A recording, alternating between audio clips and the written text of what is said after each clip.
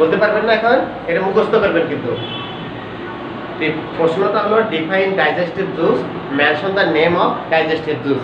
এটা একটা প্রশ্ন, ডাইজেস্টিভ জুস কাকে বলে আর ডাইজেস্টিভ জুসগুলো কি কি। যেমন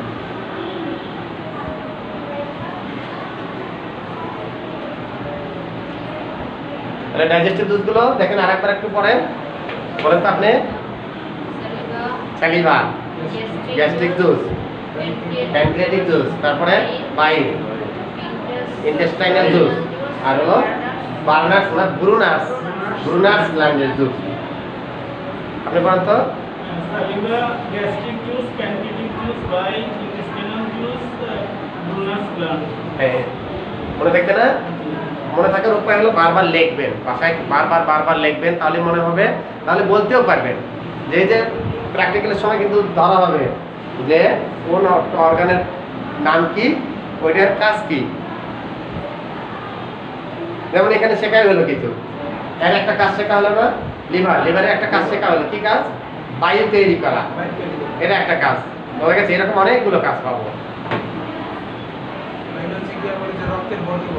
এটার কাজ, এটা কি স্টোমাকের কাজগুলো কি কি? খাদ্য জমা রাখা, এটা একটা কাজ। খাদ্য, এখানে ডাইজেস্টিভ জুস নিঃসরণ করা, সেই জুসটার নাম কি? গ্যাস্ট্রিক জুস নিঃসরণ করা 2 নম্বর। খাদ্য পরিপাকে অংশ নেওয়া। এরপরে খাদ্য যখন পরিপাক হয়, পরিপাক জিনিসটা তো বুঝছি যে তাহলে কি হয়, এই জুসগুলো খাদ্যের সাথে মিশে খাদ্যকে একবারে পেস্ট বানায়। হ্যাঁ, এরপরে ওইখান থেকে আবার খাদ্যের যে 6টা উপাদান, সেই উপাদান শোষণ করে। কে শোষণ করে? এই ওয়ালগুলোই আবার শোষণ করে। এই যে এই ওয়ালে আবার শোষণ করে। এই ওয়ালের সাথে আবার এই যে রক্তনালী দেখছেন, এই যে রক্তনালীগুলো, এই রক্তনালীর মাধ্যমে যায় হলো লিভারে। মনে থাকবে? তাহলে এরও ওয়াল শোষণ করে, এটারও ওয়াল শোষণ করে কোথায় যায়? এখান থেকে লিভারে যায়। তাহলে আমরা যা কিছু খাবো না কেন, সেটা স্টোমাকে গেল, ওখানে ইন্টেস্টাইনে গেল, হজম হলো, হজম হওয়ার পরে সেটা কোথায় যাবে? লিভারে যাবে অবশ্যই। ঠিক আছে? হ্যাঁ, স্টোমাক, ইন্টেস্টাইনে। কিছু তো স্টোমাকে পরিপাক হয়ে যায়, যেগুলো স্টোমাকে পরিপাক হয় সেগুলো তো স্টোমাকেই শোষণ করে নেবে বলে, আর যেগুলো ইন্টেস্টাইনে পরিপাক হবে সেগুলো ইন্টেস্টাইনে শোষণ হবে। বুঝছেন? যে যেখানে পরিপাক হয় সে সেখানেই শোষণ হয়ে যায়। হ্যাঁ, পরিপাকও হলো, শোষণও হলো, আবার যেগুলো গেল সেগুলো এখানেও শোষণ হবে। মানে টোটালটাই শোষণও করে, পরিপাকও করে।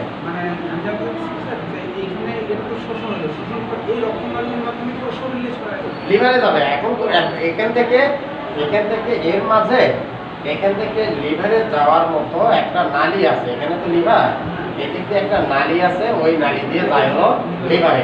এরপরে লিভার থেকে যায় রক্তনালীর মাধ্যমে হার্টে যায়, হার্ট থেকে লাংসে, লাংস থেকে ফিরে হার্টে আসে, হার্ট থেকে তারপরে সমস্ত দিকে যায়। ওটা আমরা কার্ডিওভাস্কুলার সিস্টেম যখন করবো তখনই ভালো করে বুঝবো। হ্যাঁ,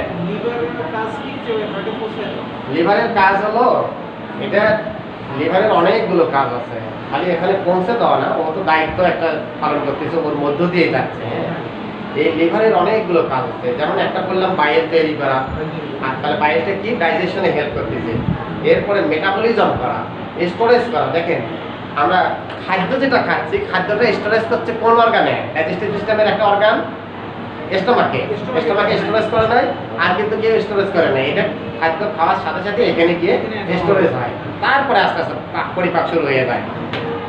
খাদ্যের উপাদানগুলো স্টোরেজের জায়গা হলো লিভার। মনে থাকবে? খাদ্যের উপাদান কয়টি? 6টি। সেই উপাদানগুলো স্টোরেজ করে হলো লিভার। আর কন্ট্রোল করে রাখে রক্তে যতটুকু দরকার ততটুকু দেবে। বুঝছে জিনিসটা? বেশিও দেবে না, কমও দেবে না।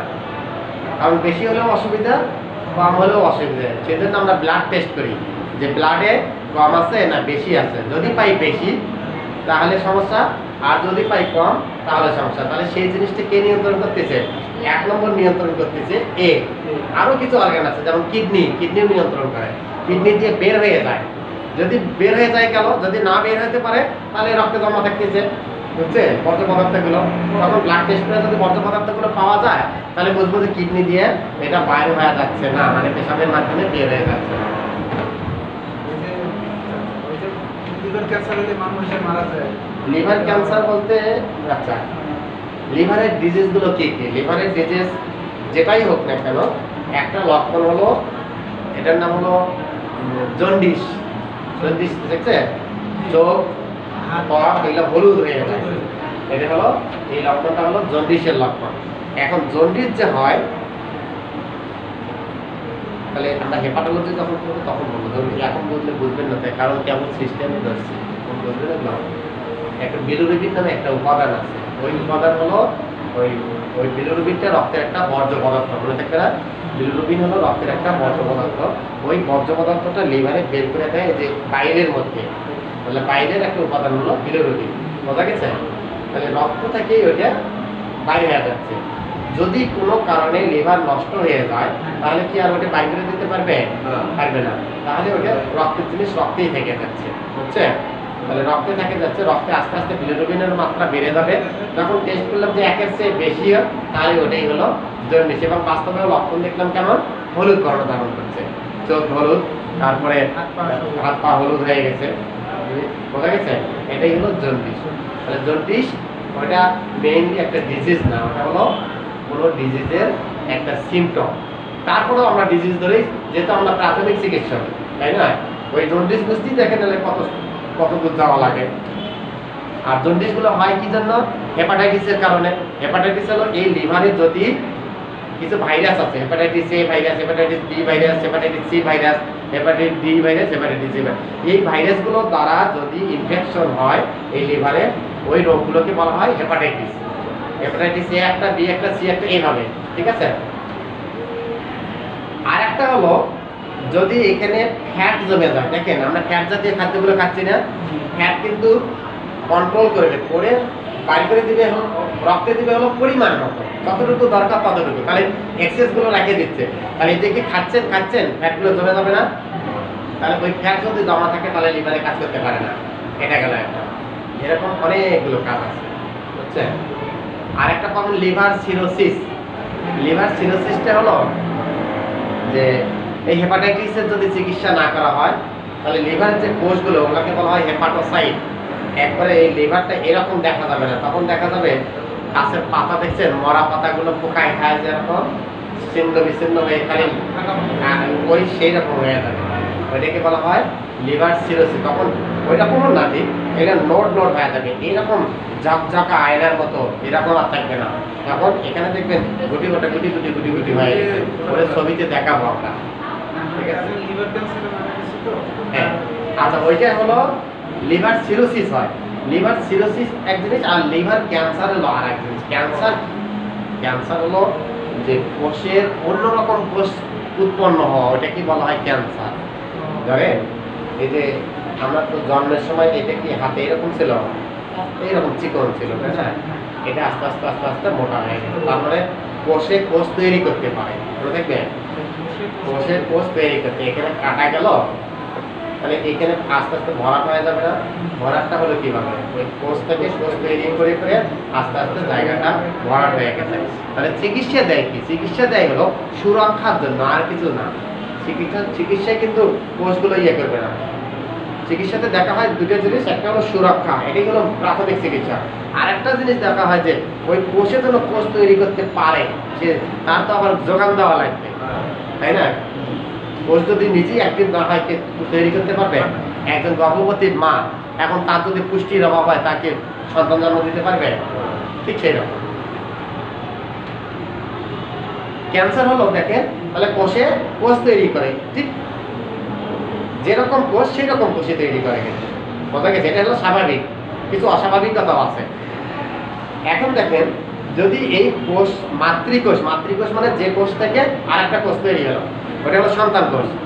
মাতৃকোষ আর সন্তান কোষ যদি একই রকম হয় কোনো সমস্যা নাই, আর যদি মাতৃকোষের মতো সন্তান না হয় তাহলে ওইটাই হলো, ওইটাকে বলা হয় হলো ক্যান্সার। দেখবেন এটা দেখেন না, মাংস উঁচু হয়ে থাকে, ওইটাকে বলা হয় টিউমার। ওইখানে কি করছে, এই টিউমারটা দুই ধরনের হয়। একটা হলো যে ওই অবিকল, ওই টিউমার তো ওটা কোষ দ্বারা গঠিত, তাই না? ওই কোষগুলো যদি মাতৃকোষের মতোই হয় তাহলে এটাকে বলা হয় বিনাইন টিউমার, এটা ক্ষতি করে না, কারণ ওর যোগান দিতে পারে। এখন ওই যে কোষগুলো তৈরি হচ্ছে কোষগুলো যদি অন্য রকম হয় তাহলে আর যোগান দিতে পারে না, ওই কোষগুলো বাঁচার জন্য বা ইয়ের জন্য তো যোগানের দরকার, তখন ও ক্ষতি করে। ধরেন একটা উদাহরণ দিচ্ছি, একটা মায়ের পেটে যদি মানুষের বাচ্চা হলো তাহলে তো সহজে এর লালন পালন করা যাবে না। এখন যদি একটা কুকুরের বাচ্চা হয় তাহলে কি লালন পালন করা কঠিন হয়ে যাবে না? ঠিক সেই রকমই যে মাতৃকোষের যদি একই রকম সন্তান হয় তাহলে ওইটা কোনো ক্ষতি করবে না, সেটা টিউমার হোক আর স্বাভাবিক হোক। আর যদি অন্য ধরনের কোষ তৈরি হয়ে যায় তাহলে সেটাই হলো, ওইটারই নাম হলো ক্যান্সার।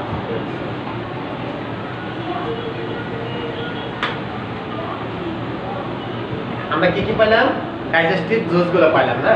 এবার নেন হলো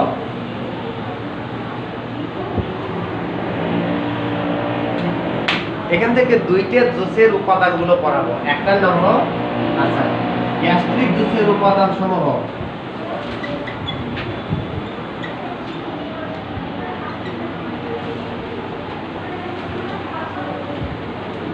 গ্যাস্ট্রিক জুস তো পড়ছেন তাই না? কোন জায়গা থেকে আসে?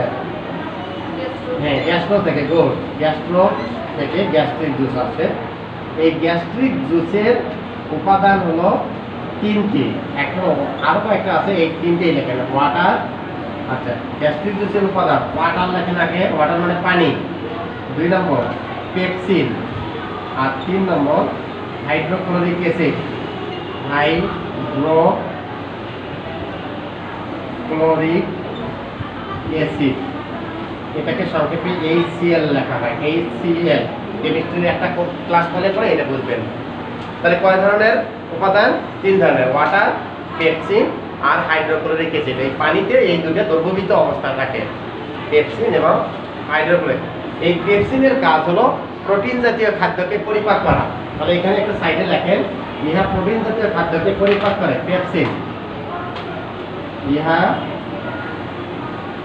প্রোটিন জাতীয় খাদ্যকে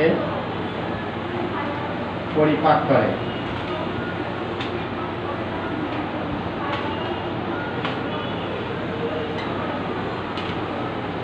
ইহা প্রোটিন জাতীয় খাদ্যকে পরিপাক করে কিসে? পেপসিনে। আর হাইড্রোক্লোরিক অ্যাসিড যেটা, এই অ্যাসিডের কাজ হলো স্টোমাকে অ্যাসিড মাধ্যম তৈরি করা। যদি স্টোমাকে অ্যাসিড না থাকে, বুঝছেন, স্টোমাকে যদি অ্যাসিড না থাকে তাহলে এই পেপসিনে কোনো কাজ করতে পারে না। মনে থাকবে না? স্টোমাকে যদি অ্যাসিড না থাকে তাহলে পেপসিনের কোনো কাজ, এই জন্যই এই অ্যাসিডটা বের হয়ে আসে ওর সাথে, ঠিক আছে? ওর জন্য দরকার হলো, যেমন যদি আমরা বাস করতেছি হলো বায়ু মাধ্যমে, তাই না? আর মাছেরা বাস করে কোথায়? পানি মাধ্যমে। এখন ওদেরকে এখানে দেন, বাঁচবে? আমাদেরকে পানির ভিতরে দেন, বাঁচবো? তাহলে দুটোই তো প্রাণী। ওই যে আমাদের পার্থক্য কোন জায়গায়? এই যে এই জায়গায় পার্থক্য। এই যে আমাদের হলো ফুসফুস আর ওদের হলো ফুলকা। ওরা ফুলকার কাজ হলো পানি থেকে অক্সিজেন নিতে পারে, আর ফুসফুসের কাজ হলো বাতাস থেকে অক্সিজেন নিতে পারে। এইগুলো পার্থক্য, ঠিক আছে? এখানে কোন প্রসঙ্গে আসলো? Hydrochloric acid. তাহলে অ্যাসিডের কাজই হলো এই স্টোমাকে অ্যাসিড মাধ্যম তৈরি করা। যদি অ্যাসিডিটি কম থাকে তাহলে কিন্তু পেপসিনে কাজ করবে না, বুঝছে? মানে অম্লতা যদি কম থাকে, অম্ল ঘনত্ব যদি কম থাকে তাহলে পেপসিনে কাজ করবে না।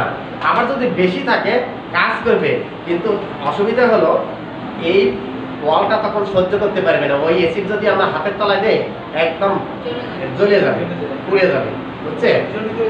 হ্যাঁ, আমরা প্রথম ডিজিজটা দিছি কি? এই হাইপার অ্যাসিডিটি, ওটা বুঝবো কিন্তু একটু পরে। এখানে এই দেখেন, এই ওয়াল থেকে অ্যাসিডটা তৈরি হচ্ছে, তাই না? এই ওয়াল থেকে অ্যাসিডটা তৈরি হয়ে বের হয়ে খাদ্যের সাথে মিশতেছে, একটা নির্দিষ্ট মাত্রায় থাকে। ওই মাত্রার ভিতরে পেপসিনও কাজ করে, বেশ চলতেছে। কিন্তু কোনো কারণে যদি ওই অ্যাসিডের মাত্রাটা বেশি হয়ে যায় তখন আগে সহ্য করতে পারে না। ঠিক উদাহরণ দিই, একটা পাতিলে রান্না করি আমরা, কি ভাত রান্না করি, স্বাভাবিক অ্যালুমিনিয়ামের পাতিলে এগুলো রান্না করতেছে। এখন যদি অত্যধিক তাপে কোনো জিনিস গলাতে হবে তাহলে কি ওই অ্যালুমিনিয়ামের পাতিল দিয়ে হবে? হ্যাঁ, এমনকি বড় বড় যে মজলিস করে ওগুলো দিয়ে অ্যালুমিনিয়ামের পাতিল দিলে পুড়ে হয়ে যাবে, গলে যায়। ঠিক আছে, সেজন্য ওরা কি পাতিল ইউজ করা হয়, হ্যাঁ ডেকগুলো বড় হয় যে হলো তামার তৈরি, কিন্তু বুঝছেন, পিতলের তৈরি, সেই ডেকগুলো ব্যবহার হয়। এরও তো একটা ক্যাপাসিটি আছে। তামা স্যার, তামা বাদে এখন বর্তমানে যে সাসপেন্স সিস্টেম, ওটা তো সিলভারই আর কি। হ্যাঁ হ্যাঁ, এটা তো বর্তমানে ওটা আরো কত উন্নত করছে। পুরো আর কি ওটা বর্তমানে সাসপেন্স, এটাও তো সাসপেন্স। এখন আরো যতই যাবে ওগুলো নিয়ে গবেষণা করে করে করে করে করে আরো ডেভেলপ করবে। তাহলে দেখেন, এই এসিডে যদি নরমাল ভ্যালু থাকে এর ভিতরে, তাহলে সেটা ওয়ালের কোনো ক্ষতি করবে না। যখনই এসিডের মাত্রা বেড়ে যাবে, তখন কি করবে, ওই এসিডে ভিতরের যে লেয়ার, এই ওয়ালে কয়টা লেয়ার পাইছে, 4টে লেয়ার, ভিতরে হলো মিউকাস, প্রথম অ্যাটাক করবে হলো মিউকাসের লেয়ারকে। তাহলে মিউকাসের লেয়ার শেষ হলে পরবর্তীতে আসবে হলো সাবমিউকাসা। দেখেন সাবমিউকাসায় আসবে, কিন্তু ওইখানে একবারে ঘা হয়ে যাবে, কিন্তু ক্ষত হয়ে যাবে। ওইটা কি বলা হলো, গ্যাস্ট্রিক আলসার, মনে থাকবে। আর ওই ঘাটা যদি ডিউডেনামে হয়, ওটাকে বলা হয় ডিউডেনাল আলসার। তাহলে একটা হলো হাইপার অ্যাসিডিটি, যেটা হলো স্টোমাকে যদি অ্যাসিডের মাত্রা নরমালের চেয়ে বেড়ে যায়, ওটাকে বলা হয় হাইপার অ্যাসিডিটি, বুঝছে। আর এই অ্যাসিডিটি বা হাইপার অ্যাসিডিটির কারণেই হলো হয় হলো গ্যাস্ট্রিক আলসার আর হলো ডিউডেনাল আলসার, মনে থাকবে না। তাহলে তিনটে ডিজিজ কিন্তু এখানে পাশাপাশি অবস্থান করতেছে। এখন এই অ্যাসিডের মাত্রা কি কি কারণে বেড়ে যায়, আমরা একটু পরেই বলবো। এই অ্যাসিডের মাত্রা বেড়ে যায়, দেখেন কি কি কারণে। আমরা ভাত রান্না করার সময় যে তাপ দেই, আর মাংস রান্না করার সময় কি একই তাপ দেয়? কোনটাতে বেশি লাগে? মাংস রান্না করার সময়। তা আমরা যদি ভাত খাই, এখানে যে অ্যাসিড লাগবে, বা ধরেন মাংস খেলে যে, এখন যদি আমরা কোনো সময় কাঁচা মাংস খাই, রান্না করা মাংস আর কাঁচা মাংস, কোনটার তাপ দেওয়া লাগে বেশি গলাইতে? কাঁচা মাংস। তাহলে কাঁচা মাংস যদি খাই, তাহলে অ্যাসিড ওখান থেকে প্রোডাকশন বেশি হবে, কারণ ওখানে যা খাইলাম সেটা চোখে দেখলো, আবার ওখানে গিয়ে ওখান থেকে একটা মেসেজ যায় ব্রেনে, আমার চোখ দিয়েও ব্রেন দিয়ে মেসেজ গেল যে এই খাইছে, সেই অনুপাতে কিন্তু অ্যাসিডটা প্রোডাকশন হবে এখান থেকে, বুঝছেন? হ্যাঁ, ব্রেন থেকে সিগন্যাল আসবে, সেই পরিমাণেই অ্যাসিড তৈরি হবে। ওটাকে গলানোর জন্য একদম কাই করতে হবে, তো মানে পেস্ট বানাতে হবে। তো ইতিমধ্যে যদি হ্যাঁ ধরেন কাঁচা, অনেকে আছে না কাঁচা সবজি টবজি খায়, যেমন টমেটো খাচ্ছি আমরা কাঁচা সালাদ করে, তারপরে আরো কি শসা খাচ্ছি, তাহলে কাঁচা জিনিসগুলো খাইলে ওই জিনিসটি যদি রান্না করে খাই, তাহলে অ্যাসিডের মাত্রা কম হইতে হচ্ছে গলাইতে, মানে কাই বানাতে। আর যদি ওটা কাঁচা খাই, তাহলে ওটাকে পেস্ট বানাতে কি অ্যাসিডের মাত্রা বেশি লাগবে না? তাহলে ওইটা ওই অ্যাসিডের মাত্রা যখন বেড়ে যাবে, তখন কিন্তু এই ওয়ালটা আবার সহ্য করতে পারবে না, ওখানে কি হয়ে যাবে, ক্ষত হয়ে যাবে। বোঝা গেছে? এটার নামই হলো গ্যাস্ট্রিক আলসার। ওটা অর্ধসিদ্ধ করে খেলেও তো অনেকটা আগে গেল, তাই না? কিন্তু একবারে কাঁচা খাওয়াটা ঠিক না। পাকা খালি এক জিনিস, দেখো টমেটো পাকে যায় না, পাকাটা খেলে পরে তখন ওইটা কিন্তু অ্যাসিড কম লাগবে। পাকাটাই আমরা রান্না না করেই খাচ্ছি, কিন্তু কাঁচাটা যদি রান্না না করে খাই সালাদ করে, তাহলে কি ওটাতে বেশি অ্যাসিড লাগবে না, ওটাকে কাই করার জন্য বা পেস্ট করার জন্য? তার মানে যে সমস্ত খাবার একটু ভালো করে রান্না করে খাওয়া হয়, তাহলে অ্যাসিডের কম আসবে। ইয়েটা ভালো থাকে, হ্যাঁ। গ্যাস্ট্রিকের হ্যাঁ। ব্যাপারটা ভালো থাকে। বুঝছেন জিনিসটা? এটা হলো মূল থিম। তারপরে আমরা স্টাডি করে আবার দেখি কি পাই। তাহলে কি কি থাকে?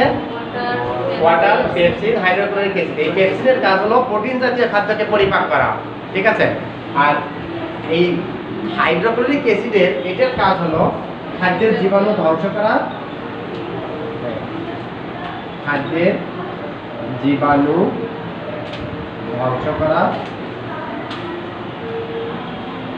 এটা একটা কাজ। আর একটা কাজ হলো স্টোমাকে অ্যাসিড মাধ্যম তৈরি করা, স্টোমাকে অ্যাসিড মাধ্যম তৈরি করা।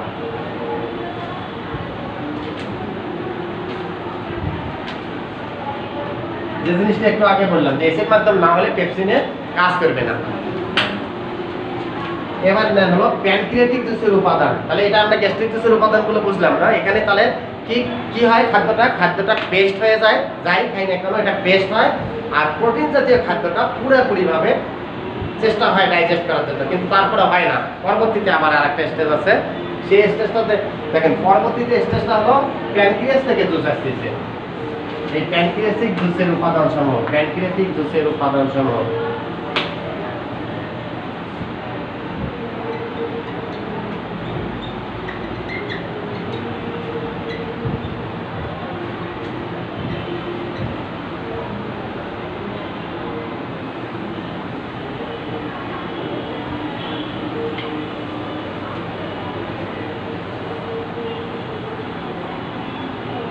লিখছেন? সবগুলো লিখছেন? আপনি লিখছেন?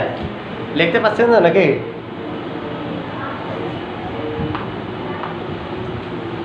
প্যানক্রিয়াটিক জুসের উপাদান তিনটি। একটা হলো ট্রিপসিন বা প্রোটিয়াস, প্রোটিয়াস প্রোটিয়াস প্রোটিএএসি প্রোটিয়াস। দুই লাইপেজ, তিন অ্যামাইলেজ। এই তিনটা উপাদান। এই প্রোটিয়াসের আরেকটা নাম হলো ট্রিপসিন। বর্তমান যুগে এই প্রোটিয়াসটাই বেশি ব্যবহৃত হয়। প্রোটিয়াস এইটা ইহা প্রোটিন জাতীয় খাদ্যকে পরিপাক করে। ইহা প্রোটিন জাতীয় খাদ্যকে পরিপাক করে।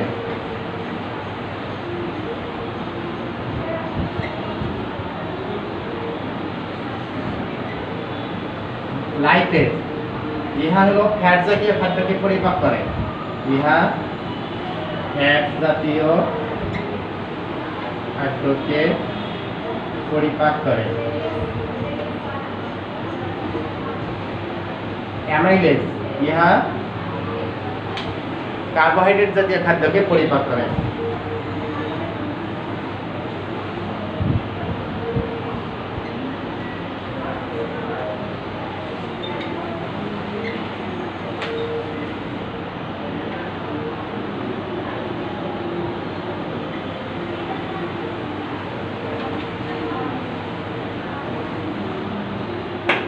বুঝছে? তাহলে তিন কাজ করতেছে, প্রোটিয়াস, লাইপেজ, অ্যামাইলেজ। প্রোটিয়াস কি করে? প্রোটিন জাতীয় খাদ্য, মাছ, মাংস, ডিম এগুলোকে পরিপাক করে। আর লাইপেজে ফ্যাট জাতীয় তেল, ঘি, মাখন এগুলোকে পরিপাক করে। আর অ্যামাইলেজে যে কার্বোহাইড্রেট জাতীয় খাদ্য, যেগুলো চাল অর্থাৎ ভাত, রুটি, সিঙ্গারা, পুরি, আলু এগুলোকে পরিপাক করে। বুঝছে? আচ্ছা, তাহলে আমরা এবার একটা ডিজিজে চলে যাই। প্রথম ডিজিজটা কি লিখছি দেখেন, হাইপার অ্যাসিডিটি। সেই হাইপার অ্যাসিডিটি কি? প্র্যাকটিস অফ মেডিসিনের শিখতে পারেন। প্র্যাকটিস অফ মেডিসিন,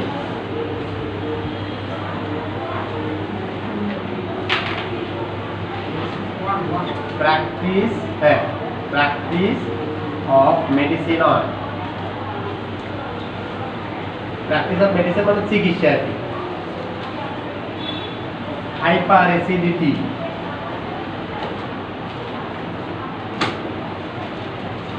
এই রোগটার নাম হলো হাইপার অ্যাসিডিটি। তাহলে প্র্যাকটিস অফ মেডিসিনে কি করানো হয়?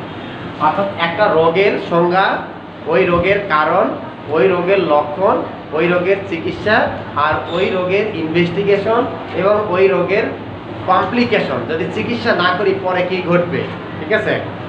এই হলো প্র্যাকটিস অফ মেডিসিনের সার সংক্ষেপ। কি কি? একটা রোগের সংজ্ঞা দেব, রোগটা কি, তারপরে রোগের লক্ষণ, রোগের কারণ, রোগের চিকিৎসা, আর রোগের কমপ্লিকেশন। কমপ্লিকেশন হলো জটিলতা। জটিলতা জিনিসটা কি? যে কোনো রোগের চিকিৎসা না করলে, পার্শ্ব প্রতিক্রিয়া না, কোনো রোগের চিকিৎসা যদি না করি পরবর্তীতে কি ঘটতে পারে, ওইটা কি বলা হয় হলো কমপ্লিকেশন বা জটিলতা। ঠিক আছে, মেডিকেল টার্মে এটাই হলো সংজ্ঞা। তারপরে ইনভেস্টিগেশন মানে টেস্ট কি দেবো, এটা যে হয়েছে কিভাবে বুঝবো, ঠিক আছে? এই জিনিসগুলো প্রত্যেকটা ডিজিজের ক্ষেত্রে সবগুলো আসে না, কিছু কিছু ডিজিজের ক্ষেত্রে সবগুলোই আসে। তাহলে হাইপার অ্যাসিডিটি কি? অতি অম্লতা। বাংলা হলো অ্যাসিড মানে অম্ল, তাহলে অতি অম্লতা, এর বাংলা হলো অতি অম্লতা। এই রোগটার নাম হলো অতি অম্লতা। তাহলে হাইপার অ্যাসিডিটি কাকে বলা হয়? স্টোমাকে অ্যাসিডের মাত্রা যদি নরমালের চেয়ে বেড়ে যায় তাকে বলা হয় হাইপার অ্যাসিডিটি। তাহলে লিখে রাখেন, স্টোমাকে অ্যাসিডের মাত্রা, স্টোমাকে অ্যাসিডের মাত্রা কোন অ্যাসিড? ওই হাইড্রোক্লোরিক অ্যাসিড, ওটা না লিখলেও হবে। এটাই একটাই মাত্রা অ্যাসিড আছে। স্টোমাকে অ্যাসিডের মাত্রা নরমালের চেয়ে বেড়ে গেলে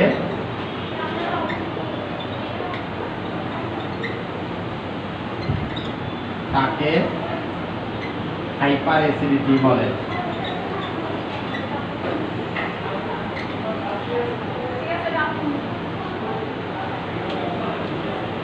হয়েছে হাইপার অ্যাসিডিটি। এবার হাইপার অ্যাসিডিটির কারণ সমূহ কি কি কারণে হাইপার অ্যাসিডিটি হয়? হাইপার অ্যাসিডিটি এর কারণ সমূহ। 1 নম্বর কারণ হলো, দেখেন প্রথম কি বলছি, হ্যাঁ না 1 নম্বর মেডিসিনও লিখতে পারেন। আচ্ছা, ওই যে কাঁচা সবজি, কাঁচা ফল, এই জিনিসগুলো, কাঁচা সবজি, কাঁচা ফল গ্রহণ করা।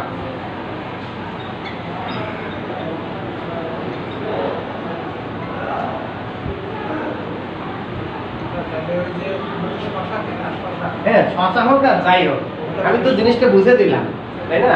জিনিসটা বুঝে দিলাম কিভাবে, যে ওই জিনিসটাতে পেস্ট বানাতে বেশি রস লাগবে নাকি এটাকে পেস্ট বানাতে বেশি, এটা তো বাস্তবে বুঝতেছেন, তাই না? তাহলে বেশি খায় কেন? বেশি খায় হলো ফ্যাট কমানোর জন্য, কিন্তু ওইখানে তার আবার এই যে তো আমাদের অ্যাসিডিটি সবচেয়ে বেশি না বাংলাদেশের, যে ডিজিজগুলো সবচেয়ে বেশি ডিজিজ কোনগুলো? ডায়াবেটিস একটা, হাইপারটেনশন একটা, আর গ্যাস্ট্রিক আলসার একটা। এই কয়েকটি 3টি ডিজিজেরই হলো 90% পেশেন্ট, আর 10% হবে অন্যগুলো। বুঝছেন কি কি? একটা হলো ডায়াবেটিস, একটা হলো হাইপারটেনশন মানে উচ্চ রক্তচাপ, আর একটা হলো এই যে গ্যাস্ট্রিকের যে সমস্যাগুলো মানে ডাইজেস্টিভ সিস্টেমের যে সমস্যাগুলো, কখনো ডায়রিয়া, কখনো কনস্টিপেশন, কখনো পেটের ব্যথা, মানে এটা হলো ডাইজেস্টিভ সিস্টেমের ডিজিজ। 2 নম্বর হলো কিছু ঔষধ, বিশেষ করে যে পেইন কিলার ড্রাগ, ব্যথার ঔষধগুলো যদি খায় তাহলে ওখানে অ্যাসিডের মাত্রাটা বেড়ে যায়, অ্যাসিড প্রোডাকশন বেড়ে যায়। বুঝছে? কিছু ঔষধ উদাহরণ লেখেন, যেমন পেইন কিলার ড্রাগ মানে ব্যথার ঔষধ, pain killer drug. Pain killer drug হলো যে ড্রাগগুলো পেইনকে কিল করে, মানে ব্যথাকে নাশ করে। আচ্ছা, 3 নম্বর হলো অনিয়মিত আহার। কোনোদিন খাচ্ছে 2টার সময়, কোনোদিন খাচ্ছে 5টার সময়, কোনোদিন খাচ্ছে 12টার সময়। তাহলে এই অনিয়মিত আহার হলেও তখন এই অ্যাসিডের ইমব্যালেন্স হয়ে যায়, কখনো বাড়তেছে কখনো কমতেছে স্টোমাকে অ্যাসিডের মাত্রা। আর যদি একই নিয়মে খায় তাহলে বডিটা ওই রকমই গড়ে ওঠে। বুঝছে? তাহলে অনিয়মিত খাদ্য গ্রহণ, অনিয়মিত খাদ্য গ্রহণ, অভুক্ত থাকা মানে না খেয়ে থাকা, রাগ করে দেখবেন যে 2 দিন হলো খায় না, তাহলে কি হবে? ওইখানে হাইপার অ্যাসিডিটি হয়ে যাবে, অ্যাসিড তৈরি হবে কিন্তু খাদ্য না পেয়ে নিজেকেই হজম করা শুরু করবে। বুঝছে? তাহলে এটা হলো অনাহারে থাকা বা এটা হলো অনিয়মিত খাদ্য গ্রহণ, আর একটা হলো অভুক্ত থাকা।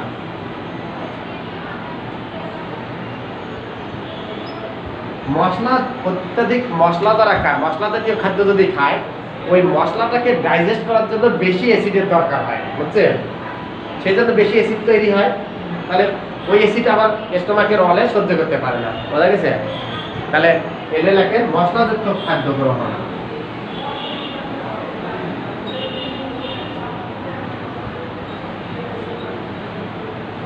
খাবে, স্বাদের জন্য খাবে, কিন্তু বেশি পরিমাণে হলে স্বাদ বেশি যেমন লাগে ক্ষতিও বেশি করে। এগুলো হলো মূল কারণ কিসের? হ্যাঁ, এরপরে আরেকটা লেখেন টেনশন, মানসিক চাপ।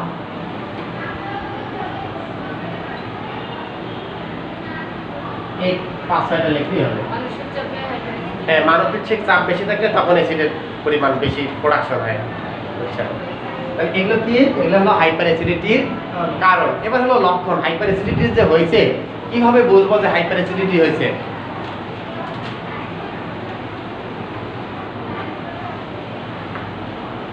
লিখছেন সবাই?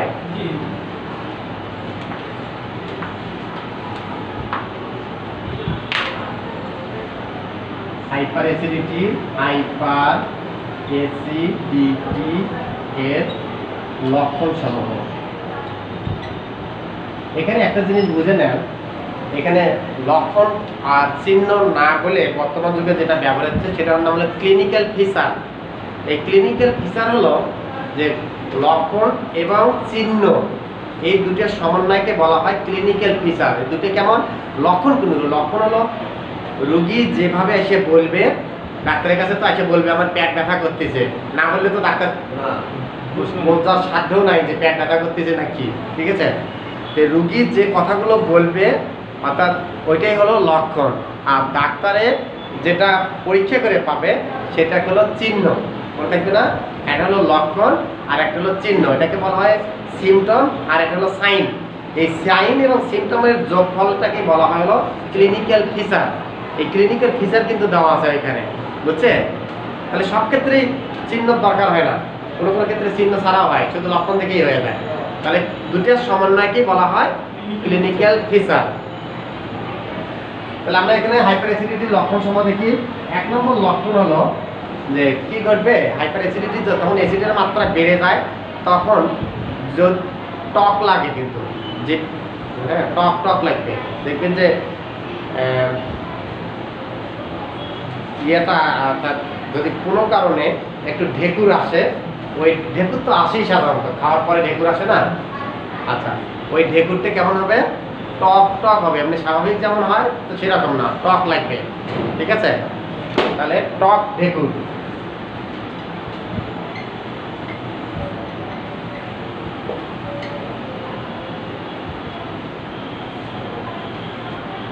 Stomach pain,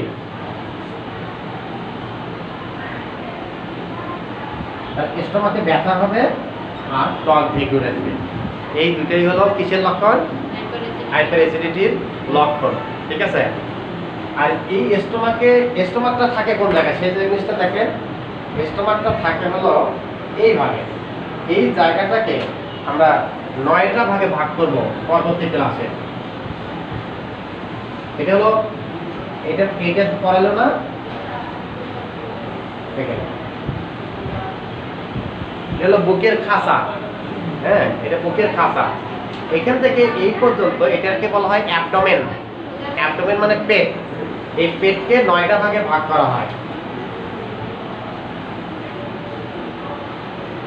1 2 3 4 5 6 7 8 9। এখন স্টোমাকের অবস্থান কোন জায়গায়? এই যে এই জায়গায় স্টোমাকের অবস্থান, এইখানে এই জায়গাটা জুড়ে স্টোমাক থাকে। তাহলে এই জায়গাটার নাম হলো, এটা হলো রাইট এপিগ্যাস্ট্রিক, এটা হলো লেফট এপিগ্যাস্ট্রিক অংশ। এই এপিগ্যাস্ট্রিক অংশ এবং এটার নাম হলো এটা হলো আম্বিলিক্যাল, এটা হলো হাইপোগ্যাস্ট্রিক, এটা হলো হাইপোগ্যাস্ট্রিক। এপিগ্যাস্ট্রিক হলো এই দুইটা, এটা যেটা হলো লাম্বার রিজন। তাহলে এই যে এই ব্যথাটা কিন্তু এই জায়গায় হবে, বুঝছেন? স্টোমাকের অবস্থান হলো ঠিক এখানে, তাহলে ব্যথাটা হবে এই জায়গায়। এই নামগুলো একদিন এর আপনি একটা ক্লাস আছে, সেই ক্লাসগুলো পাওয়ার পরে বুঝেন তখন। তাহলে ঠিক ব্যথাটা হবে এখানে। এটা হলো এপিগ্যাস্ট্রিক, লেফট এপিগ্যাস্ট্রিক অংশ।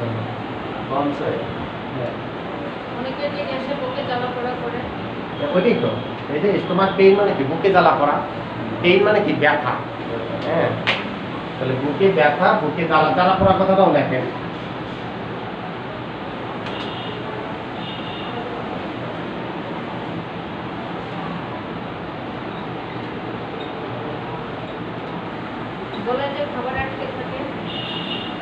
গলায় খাবার আটকে থাকে না, এটা ওইটার জন্য না, না না, গলায় খাবার আটকে রাখে তার এইখানে সমস্যা। এইখানে এর আর একটা ক্লাসে পাবে স্ফিংটার। এই ডাইজেস্টিভ সিস্টেমে কয়েকটা গেট আছে, 6টা গেট আছে। এই গেটগুলোকে বলা হয় হলো স্ফিংটার। এখানে একটা গেট, এখানে একটা গেট, এখানে 2টা গেট আছে, হ্যাঁ। এই মানে স্টোমাকের এই যে এটা একটা গেট, এটা হলো লোয়ার ইসোফেজিয়াল স্ফিংটার এখানে, আর উপরে এসোফেগাসের উপরে একটা স্ফিংটার আছে, এটা হলো আপার ইসোফেজিয়াল স্ফিংটার। এখানে একটা স্ফিংটার আছে, পাইলোরিক স্ফিংটার। এইভাবে 6টা স্ফিংটার আছে, সেই স্ফিংটারগুলো করব। এখন স্ফিংটার যদি ঠিক না থাকে, নর্মাল হয়ে যায়, তাহলে তো খাদ্য যেতে পারবে না, বুঝছে? স্ফিংটার এর মাসেলটা অ্যাক্টিভ থাকা লাগবে, যদি ইনঅ্যাক্টিভ হয় তাহলে খাদ্য যেতে পারবে না, ঠিক আছে? ওটা পরবর্তী ক্লাসে আসবে। এবার দেখেন গ্যাস্ট্রিক আলসারের আমরা কি করলাম, কারণ করলাম আর হলো লক্ষণ করলাম। এবার চিকিৎসা কি দেবো, খুব সহজ, ট্রিটমেন্ট।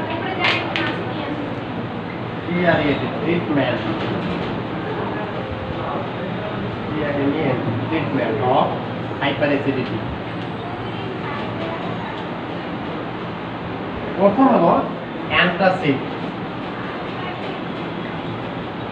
অ্যান্টাসিড জানেন অ্যাসিডের বিরুদ্ধে যেগুলো কাজ করে সেগুলোকে বলা হয় অ্যান্টাসিড। সেই অ্যান্টাসিডের মধ্যে অ্যান্টাসিড সাধারণত দুই ধরনের হয়, একটা হলো ম্যাগনেসিয়াম অ্যান্টাসিড আর একটা হলো অ্যালুমিনিয়াম অ্যান্টাসিড। আমরা যে অ্যান্টাসিডটা খাই দুটো উপাদানই দেওয়া থাকে, ম্যাগনেসিয়াম অ্যান্টাসিডও থাকে, অ্যালুমিনিয়াম অ্যান্টাসিডও থাকে। তো এই অ্যান্টাসিড কিন্তু বেশি খাবে না। অ্যান্টাসিডের কাজ হলো যে স্টোমাকের ভিতরে যে অ্যাসিডের মাত্রাটা বেড়ে গেছে শুধু এইটাকে কমাবে, এটার সাথে এই অ্যান্টাসিড আর অ্যাসিড বিক্রিয়া করে এটাকে লবণ পানি তৈরি করবে, মানে অ্যাসিড আর রাখবে না, বুঝছেন? এটাই হলো কাজ। আর এর সাথে হলো পিপিআই। পিপিআই কোনগুলো?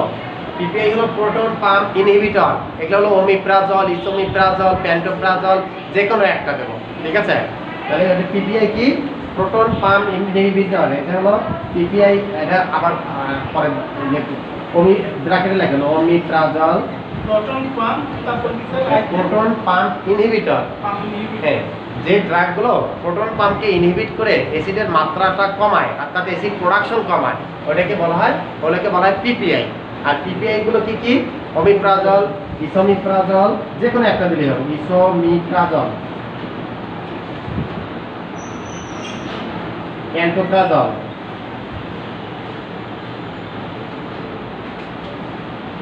ল্যান্সোপ্রাজল, এগুলো এতগুলো, র্যাবিপ্রাজল, যে কোনো একটা দিলেই হবে। কিন্তু এটা সবচেয়ে বেশি চলতেছে কোনটা? এটা ওমিপ্রাজল, এটাই দেবেন। 20 mg আছে, 40 mg আছে, এই 20 mgটাই দেবেন, শুরু করবেন।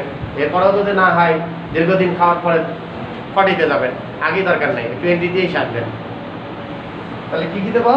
একটা অ্যান্টাসিড দেবো, সেটা স্বল্প সময়ের জন্য, 1 দিন অথবা 2 দিন, এর বেশি না। বেশি যদি খায় তাহলে বেশি খেলে কি হবে, এর অ্যাসিড এর ভিতরে থাকবে হলো অ্যাসিড মাধ্যম, না হয় এটাকে বলা হয় অ্যান্টাসিড মানে খাও, তখন ক্ষারীয় মাধ্যম হয়। এটাকে ক্ষারীয় মাধ্যম যদি হয় তাহলে অসুবিধা কি হবে, ওই পেপসিনে কোনো কাজ করবে না, অর্থাৎ প্রোটিন জাতীয় খাদ্য এখানে ডাইজেস্ট হবে না, তখন রোগী কিন্তু ইনডাইজেশনে ভুগবে, তখন আর একটা রোগে চলে গেল। ওই রোগটা হলো ইনডাইজেশন বা বদহজম, শুনছেন? তাহলে অ্যান্টাসিড কখনোই যে দিনের পর দিন খাবো এরকম না। অ্যান্টাসিড হলো যতটুকু অ্যাসিড বৃদ্ধি পাইছে ওই অ্যাসিডটুকুকে নিউট্রাল করার জন্যই 1টা বা 2টা ট্যাবলেট অ্যান্টাসিড খেলাম। আর বাকিগুলো কি করবো, প্রোডাকশন কমাবো, অ্যাসিড যাতে তৈরি না হয় সেই জন্য কোন ওষুধগুলো, ওমিপ্রাজল, প্যান্টোপ্রাজল, ইসোমিপ্রাজল, ল্যান্সোপ্রাজল, এগুলো, ঠিক আছে? স্যার একটা বিষয় হলো যে গ্যাস্ট্রিকের এই ওষুধটার জন্য পিপিআই জন্যই আপনার এক কোম্পানি একটা জেনেরিক নাম দেওয়ার কারণ? জেনেরিক নাম একটাই সারা বিশ্বে, ট্রেড নেম আলাদা, লক্ষ লক্ষ ট্রেড নেম আছে একটা ওষুধের। এই ওমিপ্রাজলেরই সারা বিশ্বে লক্ষ লক্ষ নাম আছে। বাংলাদেশে 400 কোম্পানি, 450 কোম্পানি, অন্তত 300-400 কোম্পানির এই ওমিপ্রাজল আছে, তাহলে 300-400টা নাম আছে। এইটা না, কাজ একই কাজ, কিন্তু ঘরোয়ার নাম না, এগুলা জেনেরিক আলাদা। এই ওমিপ্রাজল এটাই আবার দেখেন কি কি নামে পাওয়া যায়, স্যাক্লো, ওমিট্যাক, তারপরে লোসেকটিল, OM20, ওম্যাপ, এগুলো প্রত্যেকটাই হলো ওমিপ্রাজল। মানে প্রত্যেকটাই একই কাজই করবে, সেটা স্টোমাকে থেকে যে জুসটা বের হয় ওখানে যে অ্যাসিড থাকে সেই অ্যাসিডের মাত্রাটা কমাইয়া দেবে, বুঝছে? এগুলো এই কাজই করে, তাই এটা কোনোটা বেশি করে কোনোটা কম করে, এগুলা কিছু কোনোটা বিভিন্ন, যেমন প্রেগন্যান্ট রোগীকে যদি দেন তাহলে এই যে প্যান্টোপ্রাজল দেওয়াটা ভালো, পরীক্ষিত, কিন্তু বর্তমানে এমোপ্রাজলও দিচ্ছে। হ্যাঁ, ম্যাক্স প্রো হলো এই যে ইসোমিকটা, প্যান্টোনিক্স হলো প্যান্টোপ্রাজল, আচ্ছা ল্যান্সোপ্রাজল এটা যে ইয়ের সাথে হেলিকন কিটের মধ্যে আছে, ওগুলো আস্তে আস্তে সময় লাগবে। তাহলে কি পারলাম আমরা আজকে হাইপার অ্যাসিডিটি পাইলাম। আজকে পড়লাম কি আমার দুটো ক্লাসে। প্রথম পড়লাম হলো ডাইজেস্টিভ সিস্টেমের কাকে বলা হয়, ডাইজেস্টিভ সিস্টেমের গঠনটা পড়লাম, তারপরে হলো ডাইজেস্টিভ জুসগুলো পড়লাম, তার আগে কি পড়লাম অর্গানগুলো পড়লাম, তারপরে স্টোমাকের গঠন পড়লাম, স্টোমাকের জুসের উপাদানগুলো পড়লাম, তারপরে প্যানক্রিয়াটিক জুসের উপাদানগুলো পড়লাম, তার কাজগুলো পড়লাম, তারপরে হাইপার অ্যাসিডিটি পড়লাম, ডাইজেস্টিভ সিস্টেমের যে কমন ডিজিজগুলো সেগুলোও লিখে দিলাম। ঠিক আছে, এই হাইপার অ্যাসিডিটির চিকিৎসা যদি না করা হয় তখন এই হাইপার অ্যাসিডিটি কি করবে হলো না বদহজম কেন, সেটা হলো এই স্টোমাকের ওয়াল এবং ডিউডেনালের ওয়াল নষ্ট করে দেবে। ওটাকে বলা হয় গ্যাস্ট্রিক আলসার এবং ডিউডেনাল আলসার, আর এক কথায় বলা হয় পেপটিক আলসার ডিজিজ। ঠিক আছে, আজকে এখান পর্যন্তই, আল্লাহ হাফেজ।